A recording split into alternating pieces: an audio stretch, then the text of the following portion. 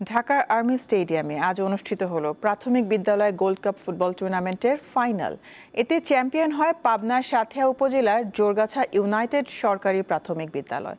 ৪-২ গোল ব্যবধানে runner up হয়েছে ময়মনসিংহের নান্দাইল উপজেলার আচারগাঁও সরকারি প্রাথমিক বিদ্যালয়। খেলা উপভোগ করেন প্রধানমন্ত্রী তারেক রহমান।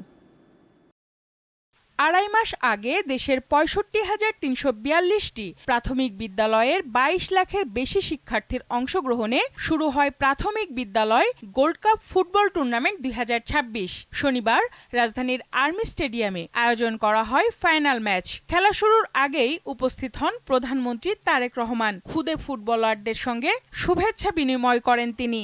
আসল ফল থেকে তৈরি সম্পূর্ণ প্রিজারভেটিভ মুক্ত ফ্রুটিকা, পিওর মানে ফ্রুটিকা।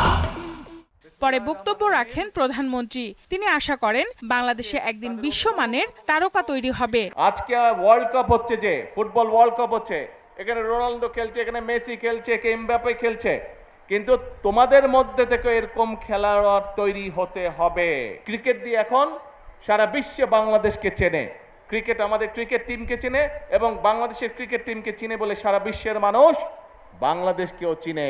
তারেক রহমান জানান, দেশে ক্রীড়া ও সংস্কৃতির অঙ্গন সমৃদ্ধ করতে তার সরকার কাজ করছে।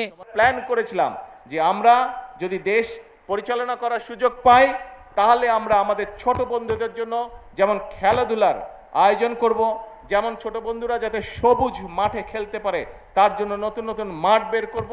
আমরা ইনশাল্লাহ সেই কাজগুলো শুরু করেছি। অনুষ্ঠান শেষে বিজয়ী দল ও অংশগ্রহণকারী শিক্ষার্থীদের হাতে পুরস্কার তুলে দেন প্রধানমন্ত্রী। বিদ্যালয় সাথিয়া পাবনা। সঞ্জিদা প্লাবনী, দীপ্ত সংবাদ, ঢাকা।